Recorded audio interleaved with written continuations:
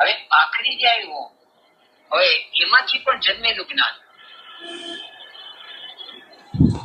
હવે આ જે સ્થિતિ છે એ અતિશય કેરી સ્થિતિ છે. કારણ એક ક્ષણની અંદર સ્થિર થઈ જાય. ક્ષણ અને એનો ક્રમ, એટલે એક ક્ષણ પછી બીજી ક્ષણ પછી ત્રીજી ક્ષણ પછી ચોથી ક્ષણ. હવે આઈડેન્ટિફિકેશન તો આ બધા શરીર છે એની સાથે ક્યાંક ને ક્યાંક એને રહેવાનું છે. આ જે આઈડેન્ટિફિકેશન છે એ છે આખરી અવિદ્યા, અને એક અઠમાં કરીએ તો આખરી અસ્મિતા. હવે એને જો આ રૂપ લાવણ્ય બલ વજ્ર સહનત્વ આ બધા પ્રત્યે એને જો રાગ જન્મી જાય, રૂપ લાવણ્ય બળ વાયરે, તો અવિદ્યા, અસ્મિતા, રાગ, દ્વેષ અને હા એ શું હશે? રૂપ લાવણ્ય, રૂપ છે એટલે લાવણ્ય શબ્દ રૂપના સંદર્ભમાં જ છે. એ જોવું હોય તો જોઈ લેશું. લાવણ્ય, રૂપ, લાવણ્ય અને બલ, આની હારે આઈડેન્ટિફિકેશન હોય તો, એટલે આપણે બોડી હારે આઈડેન્ટિફિકેશન હોય તો રૂપ, લાવણ્ય આ બધું જે વાત કરે છે એ ફિઝિકલ ફોર્મની અંદર શું, એટલે આમાં સૌંદર્યની વાત કરે છે. પછી બળ એટલે એની આગળ શક્તિની વાત કરે છે કે એની હારે આઈડેન્ટિફિકેશન હોય. રૂપ, બલ, લાવણ્ય નો આઈડેન્ટિફિકેશન હોય તો દ્વેષ અને અભિનિવેશ. દ્વેષ અને અભિનિવેશ આ પાંચેય ક્લેશ છે અતિશય સૂક્ષ્મ રૂપમાં જ્યાં આવે પડ્યા છે. હવે જો જાગે, હવે જાગવાનો અર્થ છે કે એની અંદર અતિશય વિવેક બુદ્ધિ હોય. આ વિવેક બુદ્ધિ જે છે એ વિવેકમાંથી જન્મેલી વિવેક બુદ્ધિ. હવે આને વિવેક બુદ્ધિ પણ નથી કહેવાતી, એટલે વિવેકમાંથી જન્મેલું જ્ઞાન શબ્દ કહે છે. કાળના આટલા બધા જુદા જુદા સ્વરૂપ,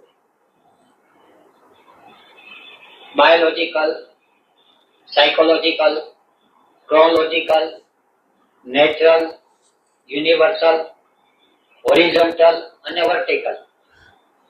આ બધા જે કાળના બધા સ્વરૂપ છે એ બધા સ્વરૂપને એકી સાથે, સર્વ દેશ અને સર્વ કાળને એકી સાથે રાખવું, એકી સાથે બોધ થવું, એને વજ્ર સહનત્વ કહે. અને એની અંદર એકી સાથે ગતિ કરવી એને મનોજયત્વ કહે. આ બધાની અંદર એનું જે હોવાપણું જે છે, ભૌતિક શરીરથી માંડી વ્યવહારિક ની અંદર એનું હોવાપણાથી માંડી અને કાળના પાંચમા આયામ જેને ઇટર્નિટી કે શાશ્વત કે, એમાં બધાનું એકી સાથેનું જાય. ઇટર્નિટી શું છે ખબર છે? જ્યાં કાર્ડ નથી. એટલે ના, એવું નથી. ઇટર્નિટી એક અલગ પ્રકાર છે.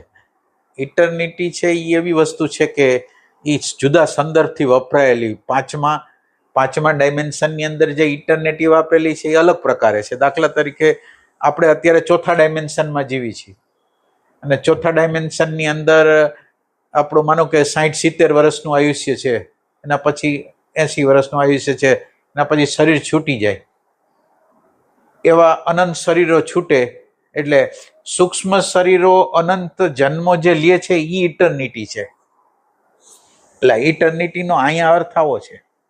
તો સૂક્ષ્મ શરીર જે છે એ 25,000 વર્ષનો એનો લાઈફ સ્પેન હોય?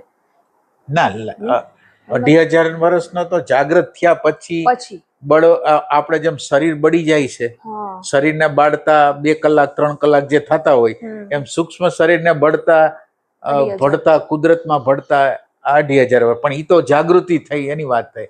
પણ બેહોશીની અંદર લાખો કરોડો સૂક્ષ્મ શરીરોના જન્મ થાય છે. એટલે આ આખો મોટો સ્પાન છે ને ઇટર્નિટી કહે છે.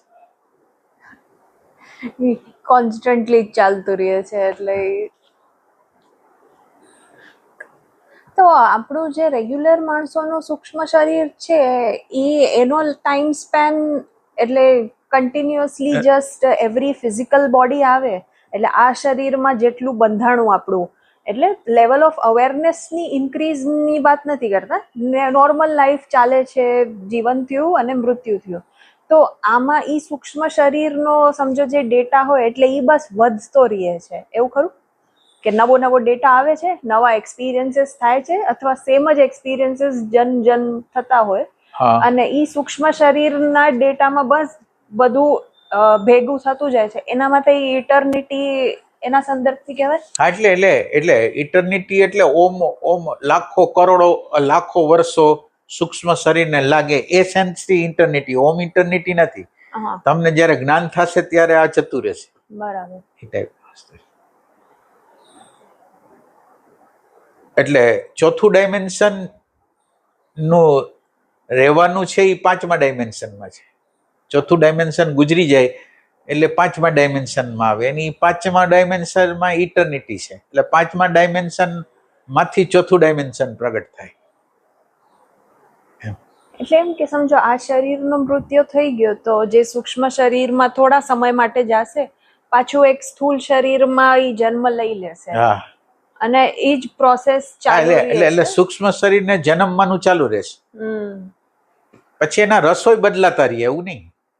ઘણીવાર તમારું એસેન્સ અલગ હોય ને તમે જ્યાં જન્મમાં હોય એનું એસેન્સ અલગ હોય, તો તમારું જે એસેન્સ હોય એ દબાતું જાય, અને ઓલું એસેન્સ ઓલું ઘરનું હોય કે સંગીતનું હોય તો એ સંગીતમાં રસ લેવા માંડે, તો ધીરે ધીરે ધીરે સંગીતનો રસ જાગતો જાય.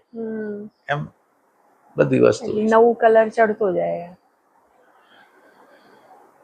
તો આપણા કરન્ટલી સૂક્ષ્મ શરીરની એજ અગર એમને જોવાશે તો ને, એ પણ સૂક્ષ્મ શરીરની કરંટ એજ ઈ હશે ને કે જ્યારે ફર્સ્ટ ટાઈમ હ્યુમન બન્યા આપણે ત્યારથી જ એની એજ ચાલુ થાય ને? ફર્સ્ટ ટાઈમ હોય જ નહીં. પેલી એક વસ્તુ યાદ રાખો. ફર્સ્ટ દાખલા તરીકે તમે સપનું જોવો છો, એટલે સપનાની અંદર તમે વિચાર કરો, તમે આવો જ વિચાર, તમે એમ સમજો કે આ સપનું છે ને એની અંદર તમે વિચાર કરો છો કે સૌથી પહેલા કોણ, સપનાની અંદર વિચાર કરો. સપનું તમને એટલે સપનાની અંદર આગળ પાછળ નથી હોતું, અત્યારે જ હોય છે. આગળ પાછળ તો આપણે કલ્પના કરીને આગળ પાછળનો આપણે સમય નક્કી કરી છે. બાકી જ્યારે તમે સપનું જોવો ત્યારે જ ચાલુ થયું, એની આગળ પાછળ કઈ હતું જ નહીં. એટલે આ સમજવું થોડુંક અઘરું હોય છે કે ખરેખર તમે વિચાર કરો, આનો આદિ મળે ને, આનો આરંભ મળે ને તો કોઈ દી જાય નહીં.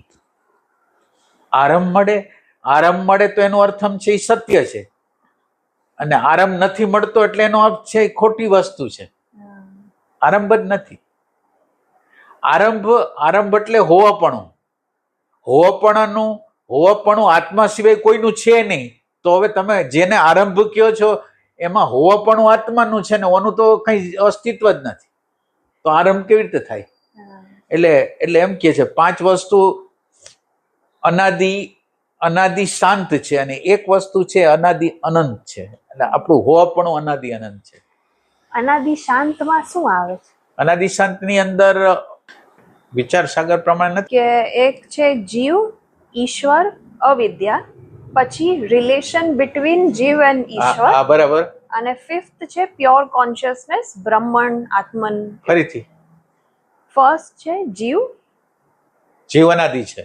હા, individuality of soul is considered beginningless, એટલે શરૂઆત વગરનો. ઈશ્વર, concept of personal God is beginningless in relation to universe. અને અવિદ્યા, ignorance has no starting point. The relation between જીવ and ઈશ્વર, અને પાંચમું છે પ્યોર કોન્શિયસનેસ. એટલે એની અંદર ચાર જે કીધા ને જીવાત્મા ના, એટલે એને અલગ રીતે કીધા, એટલે ઈ તો ખોટી રીતે બતાવે છે. એટલે ખોટી રીતે બતાવે છે એટલે ખોટી રીતે એમ બતાવે છે કે જીવ છે, અહીંયા આપણે જીવ શબ્દ વાપરી છીએ, જીવ શબ્દ આપણે વાપરી છે શેના માટે? જે અણુ પરમાણુનો બનેલો છે જીવ, એટલે ઈ જીવ છે ઈ અનાદિ ખરો પણ શાંત. પછી ઈશ્વર, એટલે આપણે જે ઈશ્વર શોધેલો છે, જે કાલ્પનિક ઈશ્વર જે શોધેલો છે ઈ, એટલે આપણને એક પ્રશ્ન થયો છે કે જીવ શું, ઈશ્વર શું? જીવ, ઈશ્વર અને જગત ત્રણ વસ્તુ છે, એ શું છે એ આપણને ખબર. એટલે પછી આપણે દાખલો ગણતા હોય તો ધારો કે ક્ષ હોય, ધારો કે 100% દાખલો હોય તો જવાબ આવ્યા પછી ઓલા ઉડી જાય. એમ જીવ, જગત અને ઈશ્વર આ ત્રણેય વસ્તુ એવી છે કે દાખલો ગણાઈ જાય ને એટલે ત્રણે ત્રણ ઉડી જાય, અને ઉડી જાય એટલે એ શાંત છે. એ ટાઈપની વસ્તુ છે. આ જે જીવ, અવિદ્યા, ઈશ્વર અને જીવ અને ઈશ્વર વચ્ચેનો સંબંધ, આ ચાર છે અનાદિ શાંત છે. અને ઓલો પ્યોર કોન્શિયસ છે એ અનાદિ અનંત છે. એટલે આપણે જીવાત્મા જે કઈ છે અણુ પરમાણુનો બનેલો છે. એ અણુ પરમાણુનો બનેલો જીવાત્મા છે એ અનાદિ છે અને શાંતિ છે. એ જીવપણું મટી જવાનું છે જ્યારે જ્ઞાન થશે ત્યારે. અવિદ્યા છે જ્ઞાન થશે ત્યારે એ મટી જવાની છે. પછી જીવ અને પરમાત્મા વચ્ચેનો જે સંબંધ છે એ અત્યારે આપણને લાગે છે હું જુદો છું, એ જુદો છે. પછી જ્યારે તમને જ્ઞાન થશે ત્યારે એ વયું જશે એટલે શાંત છે. એ રીતે. ચોથું કેવી રીતે એક તમે ઈશ્વર ભૂલી ગયા હમણાં. એટલે જીવ, ઈશ્વર, અવિદ્યા, બરાબર, અને એના વચ્ચેનો સંબંધ, બરાબર, ચાર છે. બરાબર.